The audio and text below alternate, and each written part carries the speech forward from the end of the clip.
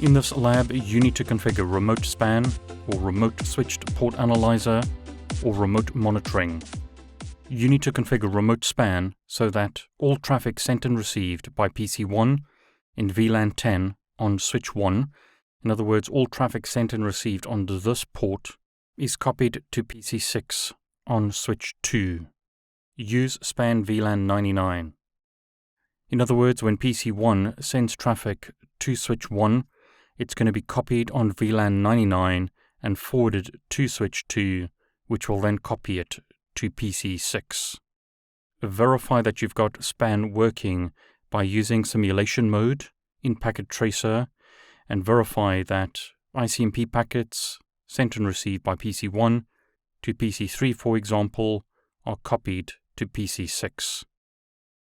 Now, at the moment, SPAN is not configured, so that means that when PC1 pings PC3, the traffic is forwarded to switch 1.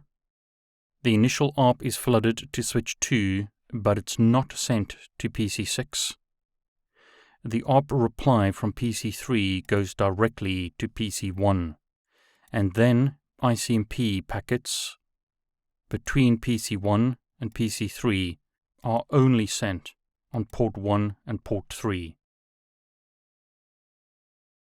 So going back as an example, this ICMP message from PC1 to PC3, notice at layer 2 it's a unicast frame, is sent only out of port 3 on switch 1, so that PC3 receives the ICMP echo message, and the ICMP echo reply from PC3 to PC1 is only sent out of port Fast Ethernet 1.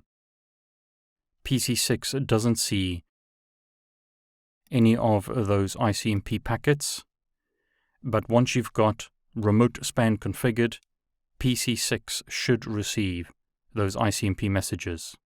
So can you complete this lab? Download the attached Packet Tracer file and see if you can complete the lab yourself. Otherwise, watch the next video where I complete the lab.